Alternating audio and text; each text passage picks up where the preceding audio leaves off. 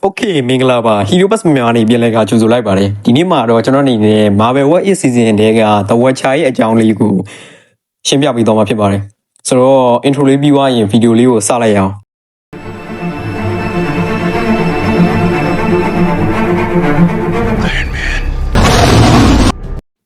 The Watcher လို့လူသိများတဲ့ UR2 ဟာစကြဝဠာထဲမှာတတ်တန်ရင်ဆုံးနဲ့အသိပညာဉာဏ်ရဲ့အမြင့်ဆုံးမျိုးနွယ်စုတွေကတအူးပါသူတို့ရဲ့တစ်ခုစီသောအလောက်ကတော့မာဒီဘတ်တစ်ခုလုံးမှာဖြစ်ပျက်နေတဲ့အဖြစ်ပျက်တွေကိုမှတ်တမ်းတင်ဖို့ပဲဖြစ်ပါတယ်သူတို့ဟာကဘာမြေကိုစောင့်ကြည့်ဖို့တာဝန်ကျသူတွေဖြစ်ပြီး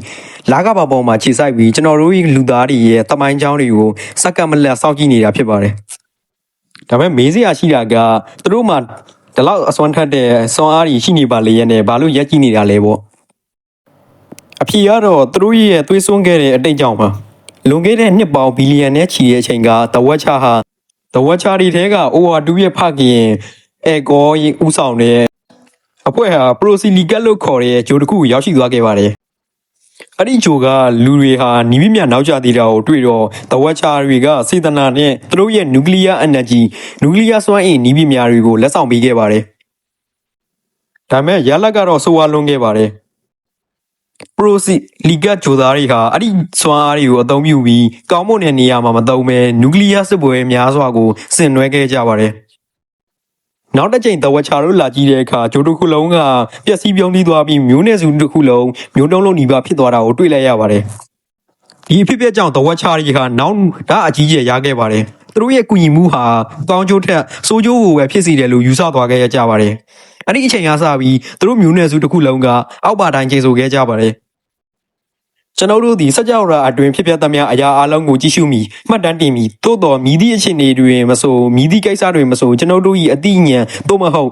စွမ်းအားဖြင့်အခြားမျိုးနွယ်စုဤကံကြမ္မာကိုဝင်ရောက်ဆွတ်ဖက်ခြင်းလုံးဝမပြုပါဟုThe Watcher တွေကကြိမ်ဆိုခဲ့ကြပါတယ်ဒီကြိမ်စာကြောင့်ပဲThe Watcher တွေဟာဘလောက်ပဲဆိုးရတဲ့အဖြစ်အပျက်တွေကြုံဘေးကနေပဲရက်ကြည့်နေရတာဖြစ်ပါတယ်ဒါပေမဲ့ကျွန်တော်တို့သိထားတဲ့OR2 ကတော့မျိုးနွယ်စုထဲမှာလူဆိုးလေးလို့ပြောလို့ရပါတယ်။သူဟာမျိုးနွယ်စုကိုစောင့်ကြည့်ရင်လူသားတွေအပေါ်တန်ရောစင်ဖြစ်လာတဲ့အတွက်စီးမြင့်တွေကိုခဏချိုးပေါက်ပြီးမာပဲသူရဲကောင်းတွေကိုတတိပေးတာလမ်းညွှန်တာတွေပြုလုပ်ပေးလေးရှိပါတယ်။သူ့ရဲ့မျိုးနွယ်စုတွေကတော့သူ့ကိုဒီလိုစီကန်းချိုးဖောက်မှုတွေကြောင့်အချိန်ချင်းအပြစ်ပေးတာမျိုးတရားစီရင်တာမျိုးတွေကိုလုပ်ခဲ့ကြပါတယ်။ပွဲရဲ့စီဇန်ထဲမှာလည်းကျွန်တော်တို့ဒါမျိုးနည်းတူတွေ့ခဲ့ရပြီးသွားပါပြီ။ Infinity Atom ကိုတိုက်ထုတ်ဖို့The Watcher ဟာသူ့ရဲ့စီကန်းတွေကိုချိုးပေါက်ခဲ့တာကိုတွေ့ရပါတယ်။ဆိုတော့သူ့ရဲ့ power level နဲ့သူ့ရဲ့ power ability တွေကိုရှင်းပြပြသွားပါမယ်။ power အနေနဲ့ပြောရရင် The Watcher ဟာ cosmic အဆင့်ရှိတဲ့တတ္တဝါပါ။အချိန်နဲ့နေရာလက်တွေကိုစိတ်ကြိုက်ဖြတ်သန်းသွားလာနိုင်သူတို့စကြဝဠာရဲ့လှုပ်ချက်အကုန်လုံးကိုလည်းသူသိပါတယ်။သူဟာ matter manipulation လို့ခေါ်တဲ့ဒေါ်ဝိထုတွေကိုဖန်တီးပြီးဖြည့်ဆည်းနိုင်စွမ်းရှိပြီးလက်တွေ့ကဘာကိုတောင်ပြောင်းလဲနိုင်တဲ့အထိအစွမ်းထက်ပါတယ်။တခါတလေမှသူဟာအားနည်းနေတယ်လို့ထင်ရပေမဲ့တကယ်တမ်းကသူဟာစကြဝဠာရဲ့ဖျားသခင်တပိုင်းဆွမ်းအားရှင်ဖြစ်ပါတယ်။သူ့ရဲ့ power and ability တွေကတော့ initial လို့ခေါ်တဲ့အရာအလုံးကိုသိမြင်နိုင်တဲ့အစွမ်းအတိတ်ပြစ္ဆုတ်ပံအနာဂတ်နဲ့တခြားမာတီဗတ်စကြဝဠာအပြိုင်ဆိုင်တွေမှာဖြစ်ပျက်သမျှကိုတပြန်တန်သိနိုင်စွမ်းရှိပါတယ်။ဆိုတော့ဒုတိယစွမ်းအင်ကတော့ cosmic energy matter manipulation လို့ခေါ်တဲ့စွမ်းအင်တွေကိုစိတ်ရိုက်ထိန်းချုပ်ပြီးအလွန်အားကောင်းတဲ့စွမ်းအင်တန်းတွေကိုပြည့်လွတ်နိုင်တာပါ။တတိယအစွမ်းကတော့ telepathy and teleportation ပါစကြဝဠာတနေရာနဲ့တနေရာကိုချက်ချင်းကူးသန်းလာနိုင်တယ်လို့စိတ်ကျင်ဆက်သွင်းနိုင်တဲ့စွမ်းအားလည်းသူ့မှာရှိပါတယ်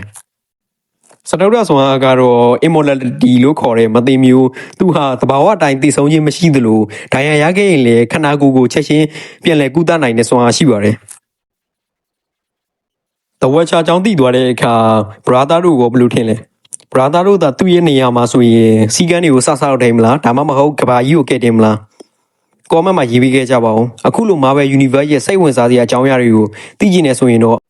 ့ကျွန်တော်ရဲ့ channel ကို like and subscribe လေးပြုလုပ်ပြီးဖို့မမေ့ကြပါနဲ့ဒီဗီဒီယိုမှာကျွန်တော်အနေနဲ့အတန်ကိုပြင်ပြီးတော့မှခက်မြက်မြက်လေးပြောပေးထားပါတယ်အရင်ဗီဒီယိုတွေတုန်းကအတန်နှီးပြီးတော့ပြင်တွဲနေတာပဲလို့ပြောတဲ့ brother တယောက်ရှိတဲ့အတွက်ကြောင့်မလို့ပြင်ပေးတာဖြစ်ပါတယ် brother ဒီလောက်ဆိုရင်တော့စိတ်ကျဉ်နှံမှုရရှိမယ်လို့တော့ကျွန်တော်အနေနဲ့ထင်ပါတယ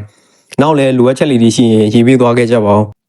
းပြောတဲ့ brother ကိုစိတ်ဆိုးလို့အခုလိုပြောတာမဟုတ်ပါဘူးစိတ်ဆိုးတဲ့စကားလုံးလည်းတစ်လုံးမှမပါပါဘူးကျွန်တော်အနေနဲ့ပြောတဲ့ brother ကိုတကယ်ကျေးဇူးတင်ပါတယ်ဘာလို့လဲဆိုတော့ကျွန်တော်လည်းအဲ့လိုလိုအပ်ချက်တွေရှိနေမှန်းသိပါတယ်